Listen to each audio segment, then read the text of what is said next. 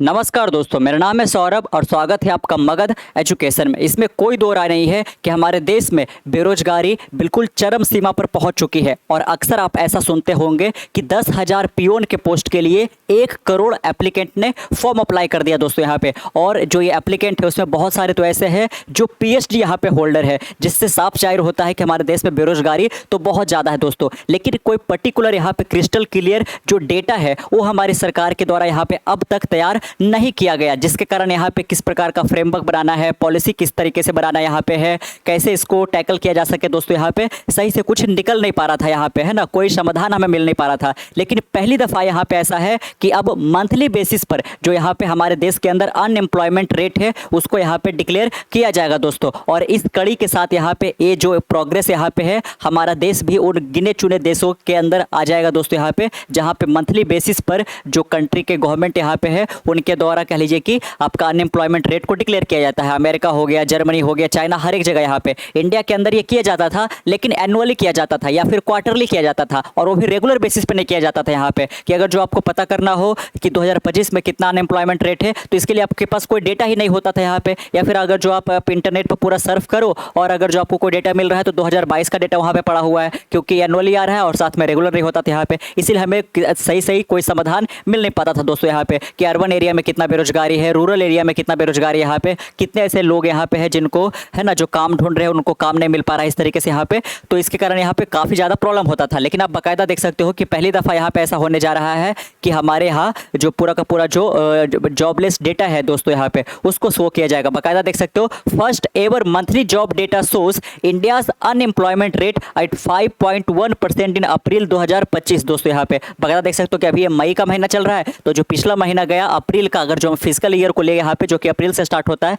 तो यहाँ पे जो अप्रैल का पूरा महीना गया यहाँ पे उसका डेटा यहाँ पे मई में अब यहाँ पे आ चुका है। और सरकार अब हर महीने यहाँ पे इसको रेगुलर बेसिस पर बाकायदा यहाँ पे रिलीज करेगी दोस्तों यहाँ पे। और अभी करेंटली इंडिया के अंदर कितना है देख सकते हो कि अनएम्प्लॉयमेंट रेट जो है वो 5.1% है। तो थोड़ा सा यहाँ पे पहले तो ये समझ लेते हैं कि आखिरकार ये जो 5.1% की यहाँ पे जो बात की जा रही है दोस्तों, आखिरकार ये कैलकुलेट कैसा किया जाता है यहाँ पे, है ना। कि अगर जो आप फर्ज करो कि हमारे देश के अंदर 145 करोड़ जो है पूरा आबादी यहाँ पे है, उसमें से अगर जो 145 में से 70 करोड़ आबादी जो है अभी वो वर्किंग मान के चलिए है कि वो काम किसी ना किसी फील्ड में कर रही है। बाकी के जो 75% जो यहाँ पे आबादी है वो एक तरीके से काम नहीं कर रही है यहाँ पे। तो क्या हम बोल देंगे कि लगभग 50% हमारे यहाँ पे बेरोजगारी है? तो ऐसा नहीं है दोस्तों। अगर जो आप एक फैमिली का एग्जाम्पल लो यहाँ पे कि जिसमें एक मदर है, फादर है और 2 यहाँ पे छोटे छोटे बच्चे हैं, एक 7 साल का और एक 8 साल का यहाँ पे, उसमें जो अकेले जो फादर है वो कोई जॉब यहाँ पे कर रहा है दोस्तों, चाहे वो पब्लिक सेक्टर का हो या फिर प्राइवेट सेक्टर का यहाँ पे।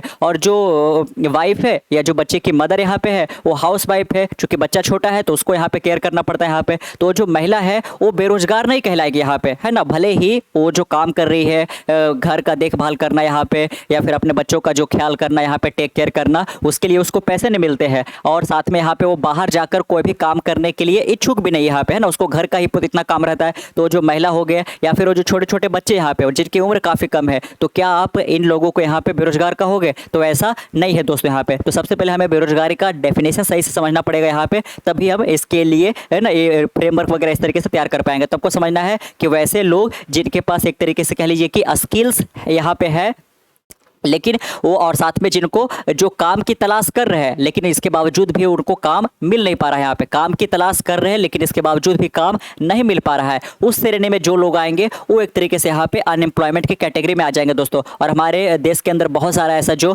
लोग हैं, जैसे कि बहुत सारी जो महिलाएं हैं, जो हाउस वाइफ है यहाँ पे, जो छोटे बच्चे, उनको हम इसमें नहीं काउंट कर सकते। सबसे पहले तो अगर जो एज को ध्यान में रखा जाए तो 15 साल से लेकर के 59 ईयर्स के बीच का जो यहाँ पे ये एज ग्रुप है, इसके अंदर कोई अगर जो काम करने की इच्छा रखता है, काम की तलाश कर रहा है और काम नहीं मिल पा रहा है, तभी हम उसको एक तरीके से, है ना, बेरोजगार की कैटेगरी में डाल सकते हैं, अनएम्प्लॉयमेंट की कैटेगरी में डाल सकते हैं दोस्तों यहाँ पे। ऐसा नहीं कि जो लोग वर्किंग यहाँ पे है, जिनको सैलरी आ रहा है, वो यहाँ पे एम्प्लॉयड कहलाएंगे और जिनको सैलरी नहीं मिल रहा है वो सारे के सारे अनएम्प्लॉयड कहलाएंगे। तो जो महिला है या फिर वो जो छोटे छोटे बच्चे हैं वो सारे के सारे पॉपुलेशन के अंदर तो काउंट होंगे यहाँ पे, लेकिन अनएम्प्लॉयमेंट के अंदर वो काउंट नहीं होंगे दोस्तों यहाँ पे। ये आपको यहाँ पे समझना है ना। तो आपको अगर जो हम एग्जाम्पल यहाँ पे दे कि टोटल टोटल 100 लोग ऐसे हैं जो काम की तलाश कर रहे हैं यहाँ पे, लेकिन उनमें से केवल 90 को ही काम मिल पा रहा है और 10 लोग को काम नहीं मिल पा रहा है। तो क्या कहा जाएगा कि हमारे यहाँ 10% का जो अनएम्प्लॉयमेंट रेट है। तो जो अप्रैल का डेटा आया है उसके तहत क्या निकल कर आ रहा है कि 5.1% का unemployment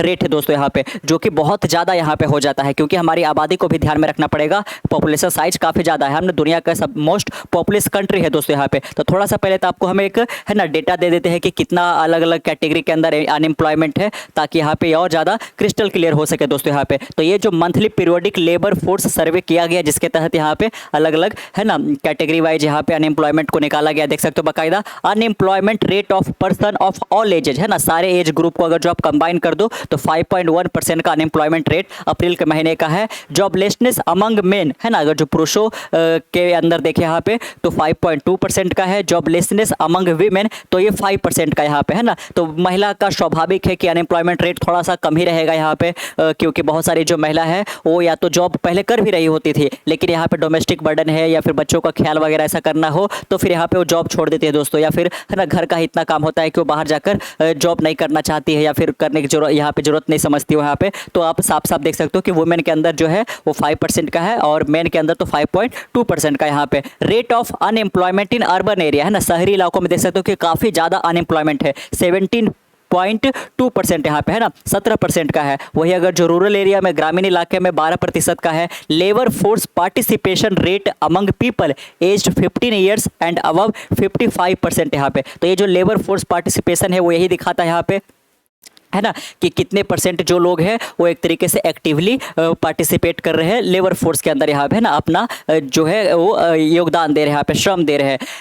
LFPR among male aged 15 years and above in rural area, अगर जो हम इसी को ये तो है हो गया कि दोनों अर्बन रूरल को मिला करके 55%, अगर जो रूरल एरिया में देखा जाए तो 79%, और अगर जो यहाँ पे अर्बन एरिया में देखा जाए तो ये 75% यहाँ पे है दोस्तों। और साथ में देख सकते हो कि WPR in rural area among those aged 15 years and above, तो ये 55% पे यहाँ पे है। तो आप देख सकते हो कि अगर जो एक बार अगर जो इस प्रकार के डेटा मंथली बेसिस पर रिलीज किए जाएंगे तब यहाँ पे जो पॉलिसीज वगैरह है, फ्रेमवर्क वगैरह है, उसको काफ़ी अच्छे तरीके से यहाँ पे बनाया जा सकेगा दोस्तों यहाँ पे। तो जब भी यहाँ पे अनएम्प्लॉयमेंट को टैकल करने की बात आती थी तो तब यहाँ पे हमारे पास डेटा ही अवेलेबल नहीं होता था, और डेटा अवेलेबल होता था तो काफ़ी साल पुराना होता था। बकायदा देख सकते हो the rate of unemployment in the country measured in monthly term for the first time student इतना percent in April this year showed the government data release on Thursday है ना। तो देख सकते हो इसको कि कल ही के दिन यहाँ पे इसको रिलीज किया गया। आप देख सकते हैं यहाँ पे कि किस मिनिस्ट्री के द्वारा यहाँ पे इसको किया गया है। The ministry of statistics and programme implementation release the first monthly periodic labour force survey as part of effort to monitor the proportion of unemployed people among those eligible for job in the country in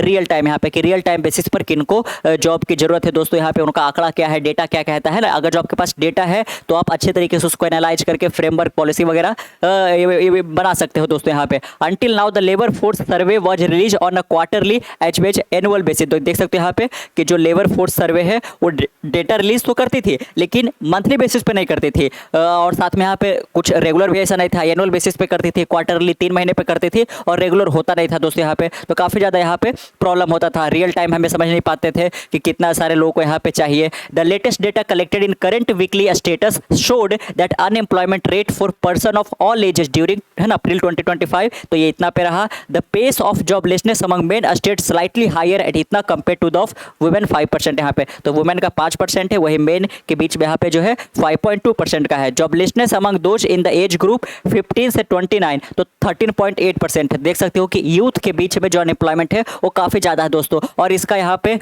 जो एकमात्र कारण है वो यही है कि जो यहाँ पे एकेडेमिया है और साथ में यहाँ पे जो ये पूरा का पूरा इंडस्ट्री है दोस्तों यहाँ पे। तो एकेडेमिया के अंदर जो यहाँ पे कोर्स बच्चों को पढ़ाया जा रहा है वो पूरी तरह से आउटडेटेड हो चुका है, वो इंडस्ट्री को चाहिए ही नहीं। और इंडस्ट्री जो बच्चों के अंदर स्किल सेट ढूंढ रही है वो बच्चे के अंदर प्रेजेंट ही यहाँ पे नहीं है। तो ऐसे में यहाँ पे जो 15 से लेकर 29 साल वाले जो यूथ है उनके बीच में जो अनएम्प्लॉयमेंट है वो काफ़ी ज़्यादा देखने को मिल रहा है, 13.8% दोस्तों यहाँ पे। The rate of unemployment in urban area, तो देखा आपने कि अर्बन एरिया में तो और ज़्यादा है यहाँ पे, क्योंकि गाँव में इलाके में ठीक है कि कुछ ना कुछ यहाँ पे खेती हो गया या फिर और कुछ किया जा सकता है। शहरी इलाका में तो आपको प्रॉपर किसी प्रकार का कोई इंडस्ट्री ढूंढना ही पड़ेगा यहाँ पे दोस्तों, तो उसमें बहुत ज़्यादा देखने को मिल रहा है। और साफ साफ यहाँ पे जो देखा जा रहा है कि जो है ना डिग्री बांटी जा रही है यहाँ पे वो किसी काम का नहीं रह गया, उसमें जो कोर्स आपने पढ़ा वो पूरी तरह से है ना उसके कारण आपको कोई जॉब मिलने वाला नहीं है, पूरी तरह से आउटडेटेड हो चुका है। जिसको काफ़ी अच्छे तरीके से समझना पड़ेगा, है ना, कि जो न्यू एज एक तरीके से टेक्नोलॉजी है उसके लिए क्या करिकुलम होना चाहिए उसको डिज़ाइन करने पड़ेंगे यहाँ पे हैं। CWS refer to the activity status determined on the basis of a reference period of last 7 days preceding the data of survey, है ना। तो बाकायदा आप देख सकते हो कि हमने जाना कि अलग अलग एज ग्रुप के बीच में, मेन वुमेन के बीच में यहाँ पे किस प्रकार का ये जो डेटा है वो निकल करके यहाँ पे आया है दोस्तों। जॉबलेसनेस अमंग मेन इतना देखा, वर्ड्स रिकॉर्डेड इतना % the country, while it was इतना % in cities and 13% in village यहाँ पे। तो बाकायदा आप देख सकते हो कि अब ये रेगुलर बेसिस पे इसको रिलीज किया जाएगा ताकि यहाँ पे जो सरकार है वो एक तरीके से बेहतरीन पॉलिसीज़ फ्रेमवर्क यहाँ पे तैयार कर सके और साथ में देश के अंदर जो इतनी बड़ी आबादी यहाँ पे जॉबलेसनेस के कारण यहाँ पे सफ़र कर रही है दोस्तों, यहाँ पे उनको एक राहत मिल पाएगा यहाँ पे। तो और साथ में यहाँ पे जो मेक इन इंडिया के तहत हम ऐसा एम्बिशन रखते हैं कि आगे आने वाले टाइम में यहाँ पे चाइना से हमें और ज़्यादा ऊपर जाना है, वर्ल्ड का हम मैन्युफैक्चरिंग हब बनना चाहते हैं यहाँ पे। तो यहाँ पे एक तो मैन्युफैक्चरिंग हब बनना चाह रहे हो, आपके पास पॉपुलेशन भी इतना है, लेकिन इसके बावजूद भी यहाँ पे हम बहुत कम एक्सपोर्ट वगैरह कर पा रहे हैं यहाँ पे। तो इसमें देखना पड़ेगा यहाँ पे सबसे पहले तो, है ना, एक आपके पास डेटा आ गया कि हाँ इतने लोग जो है काम ढूंढ रहे लेकिन काम नहीं मिल पा रहा है। अब देखना पड़ेगा कि उनको क्यों काम नहीं मिल पा रहा है यहाँ पे, उनको किस प्रकार का ट्रेनिंग चाहिए, किस प्रकार का एक तरीके से ना वोकेशनल कोर्स वगैरह चाहिए जो रियल टाइम बेसिस पर किसी इंडस्ट्री वगैरह को चाहिए यहाँ पे। तो उसके अनुसार से करिकुलम डिज़ाइन किया जाएगा, पूरा सब्जेक्ट मैटर एक्सपर्ट यहाँ पे उसके अनुसार पढ़ाएंगे ताकि यहाँ पे जो जॉबलेसनेस का प्रॉब्लम है उसको कम किया जा सके यहाँ पे, और बड़े स्तर पर यहाँ पे मैन्युफैक्चरिंग को बूस्ट मिलेगा और इससे हमारी जो अंततः इकोनॉमी है वो भी एक तरीके से और ज़्यादा फ्लरिश करेगी दोस्तों यहाँ पे। तो कैसा लगा आपको आज का वीडियो, नीचे कमेंट बॉक्स में जरूर बताइएगा। मिलते हैं कल एक नए वीडियो के साथ, तब तक के लिए keep learning keep growing. This is Saurabh, next one, bye bye.